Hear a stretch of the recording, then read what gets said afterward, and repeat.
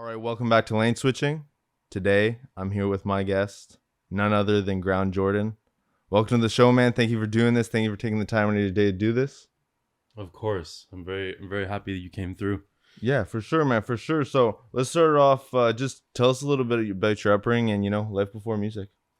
So I'm a West Ender. I was born in like Lincoln Fields area. I grew up in Canada. Bridlewood is my ends. And life before music. I played a lot of sports and whatnot. I was a hockey kid. Were you a hockey kid? Nah, soccer. Okay, Soccer, word. yeah. I played soccer too, but only in the summertime. Yeah, cool. Yeah, so I did sports. I was very low key.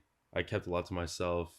But yeah, music was kind of what opened me up. So life after music is very different than life before music. That's fair. So when and why did you actually start making music? I mean, music has always been in my life. I definitely have specific memories tied to when like songs would stick out in my head, and I realized I appreciated music as a solo art form. But when technically I started making beats in early 2018, maybe late 2017, and I've been writing poetry since I was a kid. So when I finally made beats that I liked, it was just natural that I wanted to add the poems I'd pre-written onto them, just like turn it from prose into some rhythmic poetry. And that was like mid 2018 that I started recording. I think late August I recorded my first song. You say why as well? Yeah. Why? Man, that's a lot of different answers. Um, Personally, it's just the art form that spoke to me most at the time and continues to speak to me the most. Like when I was in high school, I was a theater kid. I took a lot of drama class, and I enjoyed that space because it allowed me to be the most version of myself in any other compared to any other class at school. But at a certain point, I realized it wasn't for me. So I'm lucky I found a new medium to express myself. But music has afforded me a lot of great opportunities, such as some we'll discuss later on in the interview. Um, and it's fed me a little bit in recent history. It's allowed me to meet really cool people. For sure.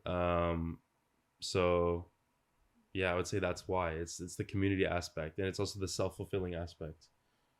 That's cool. So what do you think you've taken from your time like in drama and performing arts now into your music career? Man, just staying true to yourself. You know, you can't sacrifice um your message or your values for anyone else's agenda or preconceived notion of you. Like I have to be ground Jordan no matter like where I go. Like I can't afford to um switch for somebody else's opinion of me or like what they expect me to be. When I'm on stage and I'm performing, it's the most pure version of myself that I'm offering on that stage, because that gives people the most opportunity to like make their own decision about you. But it's not like influenced by you trying to act for their perception or whatever. Um, what was the original question? So just how Oh, have you? drama. Yeah. Yeah, because in drama class, I mean, ironically, you're supposed to play characters in theater and whatnot, but besides that, in the class itself, I could just be, I have ADHD, so I could be the most like hyper I wanted to, Yeah. and I wouldn't get like sent to the principal's office for it. It was just embraced because you have to have energy in order to be in like a living, breathing play, stuff like that. So, yeah, just taking the most personal aspects of um, myself and putting them into the art form is something that you do a lot in theater. And so I took that and pretty much I haven't actually thought about this in depth before, but yeah, that's pretty much what I do in my music.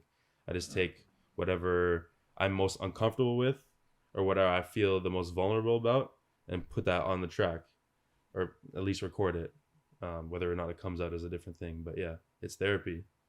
That's dope. And speaking about your music, you actually dropped your first ever EP, Asunder, just last year. Speak a little bit about that project and all the Man, tracks and shit. so The I'll try not to ramble too much, but basically in early 2021, I did a 30-day beat challenge. I don't know if you've heard of this idea before, but basically you Yeah, sit yeah, down every day, make a beat, whatever happens, happens. But it's just the idea of establishing like a practice. yeah.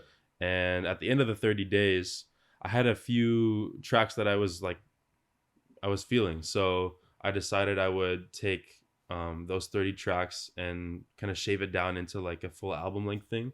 And we're still working on the final product of that, but four of the total 30 that were made in that time frame were three of them were the beats that you hear on Asunder. So obviously, I have to say I produced everything that I dropped last year. I gotta talk my shit. But yeah, the three beats on Asunder were made by me during that period in 2021. So it's just been taking the time to write to them and flesh out the vision that I have for those beats in the meantime. And Asunder is like a tiny piece of that. And I'm really happy with the turnout. Actually, I think it's been really well received. Yeah, most definitely. You also dropped a single, Gumption. How was that? And That's that's pro- that's something where I find like that's like a performance song. Like that's one of yeah, those songs that you can definitely get a crowd hyped to. absolutely. I definitely wrote it thinking about how it would be performed while I was writing. I try not to do that too much, but sometimes you make music and you realize like, okay, this is gonna kind of go a little dumb. So how do I prepare for that? How do I like leave sections for the crowd to like say the words back to me, or how do I get the crowd to interact as I'm writing the song? And yeah, that single has probably made the biggest noise for me so far in my career. It definitely helped that I dropped on my birthday because people. It's an artist cliche. They drop on their birthday so that they can like maximize the attention. Yeah, Because the artist is saying happy birthday, and it's like, oh, if it's his birthday, I might as well like listen to the song he dropped, and then it gets the music out there just that little bit more.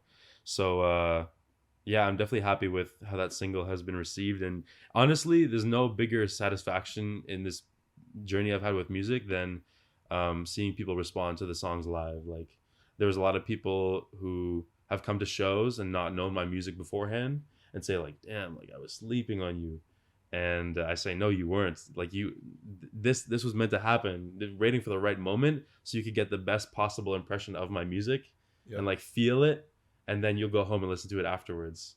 There's no wrong way to stumble across somebody's music, and Gumption is probably the biggest example of that because people see the mosh pit and they're like, how have I not heard of this? Like, yeah, I've never seen this guy before. What the hell?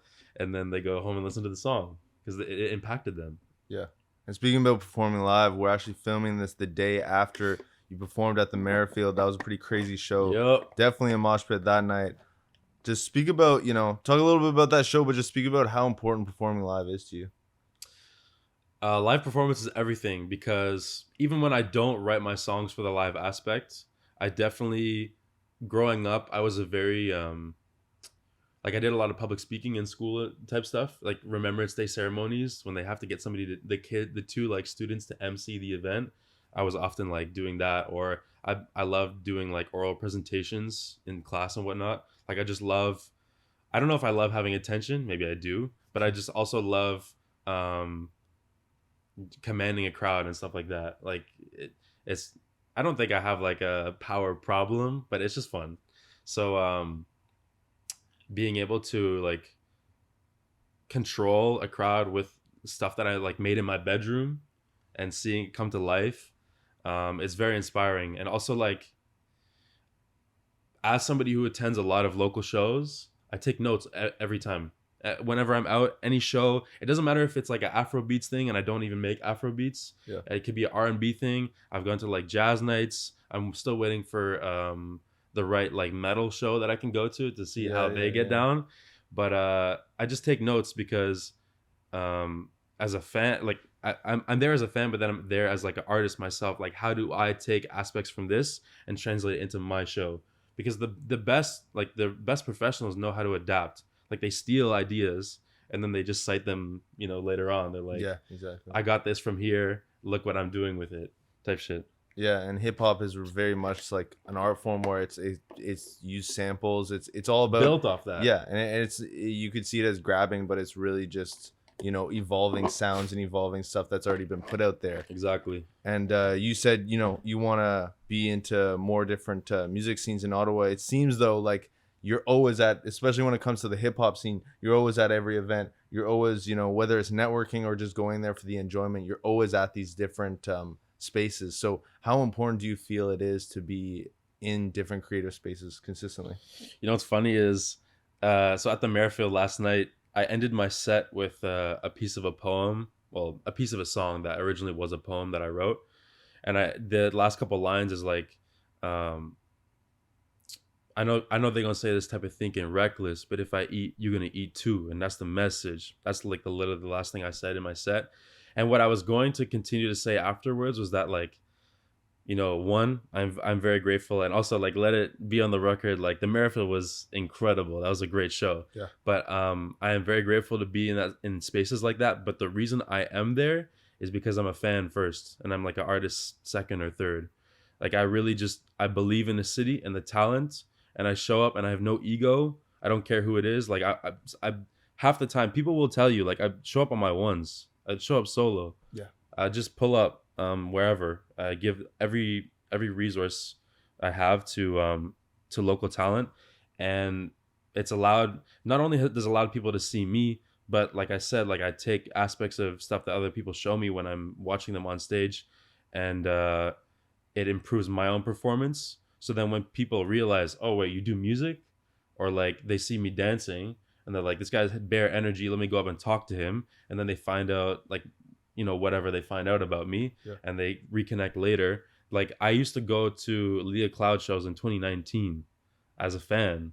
Yeah. And now I'm on a set list with her. That's that's the biggest affirmation that I can speak to in terms of showing up for people no matter what, because look how it's come back to me. And I don't do it to have it come back to me. I'm not selfish like that. But it just so happens that like when you invest as much as much of yourself as you can in the local scene, it may just feed back into you. Yeah, for sure. And I think a theme that I've heard from a lot of artists out here is that consistency will pay off. And with you staying consistent in the scene and making yourself known out here, I think you're bound to keep making big moves. You're bound to keep opening new doors because consistency will pay off. And you've been doing this for a few years now as an independent artist. Now going into 2023, if there was ever a possibility to get signed or to be signed to some collective where the way you release would be affected, do you think you would do that at this point in your career? I have a list of labels that I like in the alternate universe where they have even heard of me. I would consider signing. Also, going back to your point about consistency, just right quick, like one of the reasons I am more than willing to do this interview with you is because I see your consistency. Like, there's a lot of interviews. Your first YouTube video on your channel is from 5 months ago, correct? Yeah. The history of hip hop. For sure, yeah. And you literally have like dozens of videos on your channel. You've been going back to back to back to back. And it doesn't matter whether they're good or not. At least the consistency, and like they are good, but at least the consistency is there. And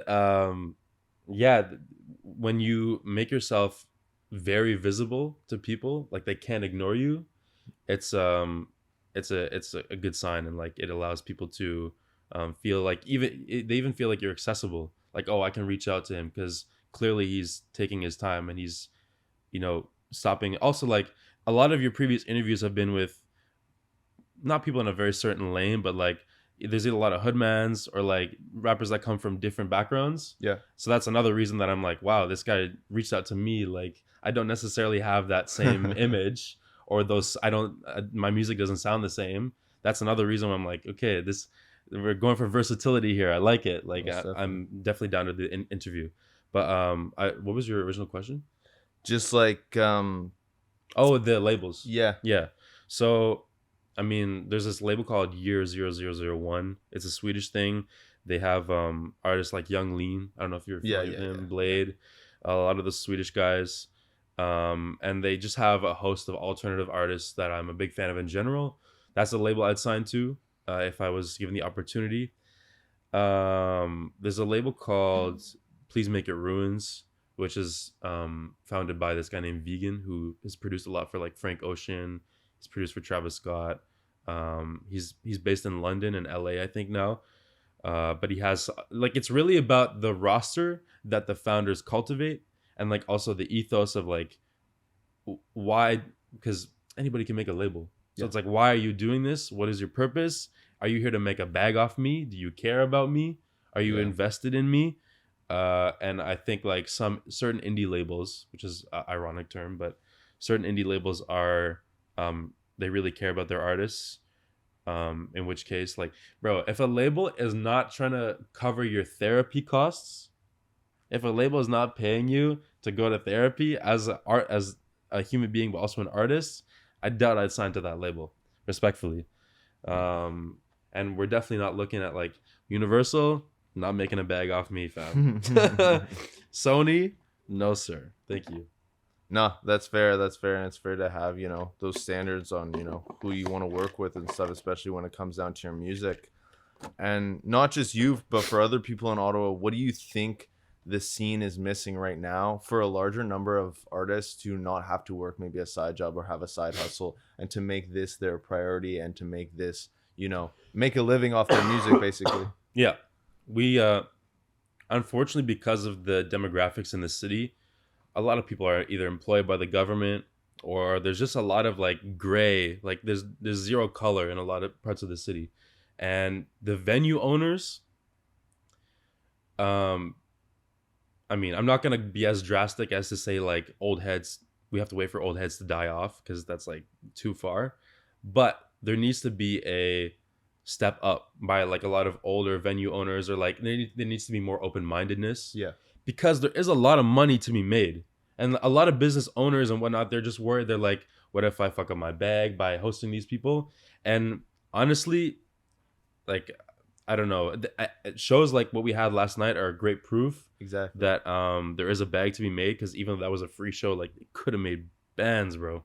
And And that event place definitely made money, whether it was just off exactly, the rent bar. and exactly. Yeah, like they definitely cashed out. And we also, I mean, I don't know, I used to feel a certain way about this, and I'm kind of changing my opinion, so I don't know. But the first Ottawa show that I went to was Comethazine back in March 2019. Oh shit. And I realized like I didn't even know that there was that many like Ottawa artists until I saw all the people open for him, because obviously whoever organized just had like, I think it was FMG maybe. Whoever organized the show just had like, it was Young Cuddy, it was Zendai, or I forget how to say his name. It was who else? It was MVGV. I forget what his 404 Vincent.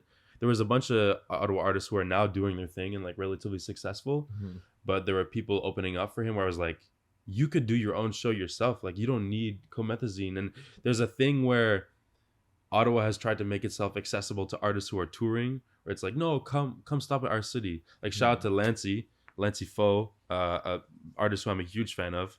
Unfortunately, the Ottawa show got canceled, but like, I'm not trying to have the artists who come here to tour overshadow the artists who are already making noise within the city. Yeah. So there's a balance there that like, with venue owners and organizers, people are overlooking their like the people in their backyard just to get like a big artist.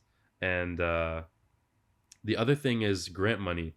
If you're an artist out there, I'm looking directly at the camera. If you're an artist out there and you are looking for money, for extra funding, to get resources to support your project, your rollout, your release, pay your videographer, pay a choreographer. I don't know what you want for your music video. I don't know what you want for your live performance. If you want to up your performance, or you know, make things look like you have a little bit more going on, there are resources out there available to you. There are grants. You just need to look. I wish I had like websites in the back of my head that I could rattle off right now, but there are resources available to you. Just know, and make sure when you come correct and you have all your information laid out.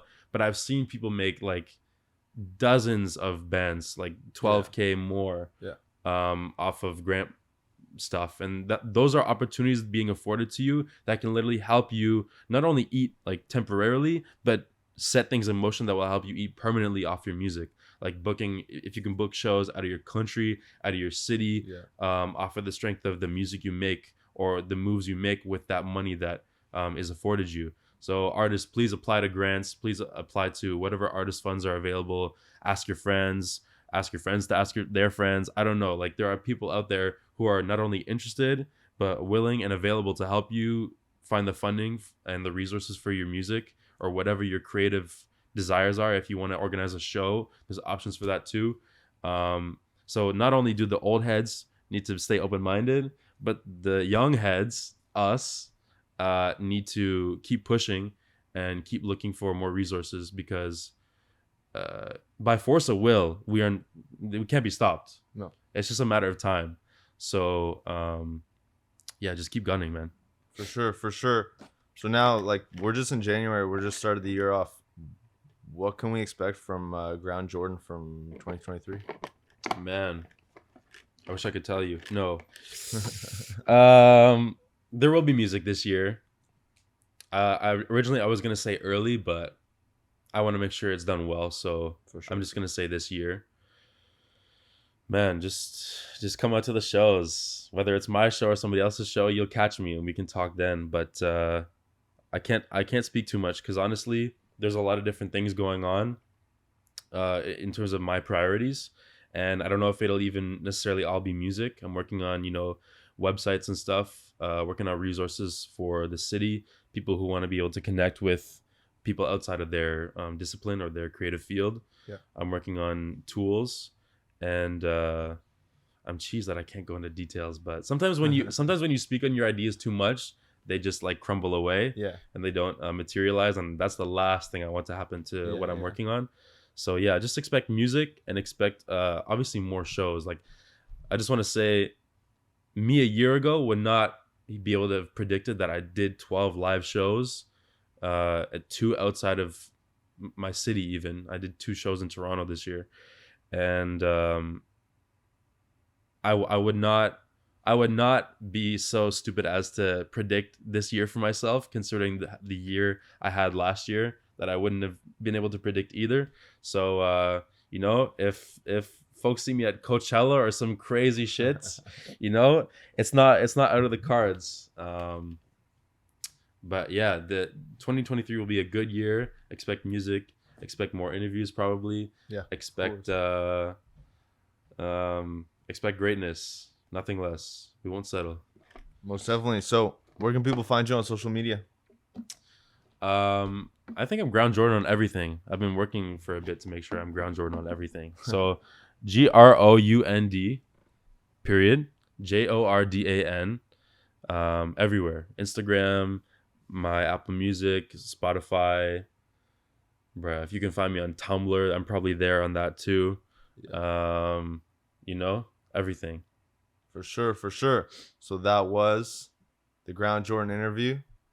I'm DF2. That's Ground Jordan. Appreciate you, Doug. Thank you, man. Peace, It's y'all. us. It's us.